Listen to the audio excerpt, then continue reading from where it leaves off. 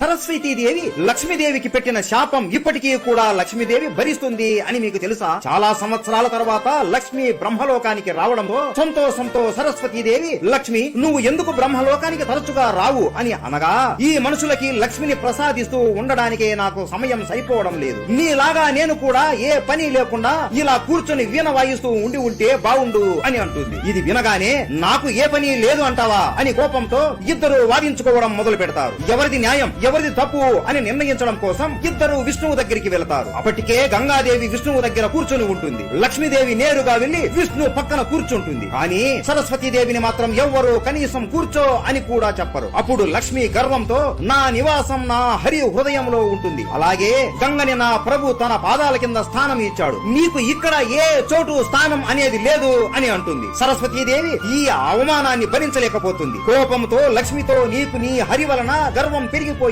నీ హరి నుండి నేను నిన్ను దూరం చేస్తాను, నువ్వు భూమి మీద తులసిలాగా జన్మిస్తావు, నీకు విష్ణువుకి అస్సలు సంబంధం ఉండదు అని చెప్పించి వెళ్లిపోతుంది. ఇక్కడ ఎవరిది తప్పు, లక్ష్మీదేవిదా లేదా సరస్వతీదేవిదా? కామెంట్ చేయండి. విష్ణుదేవో భవ.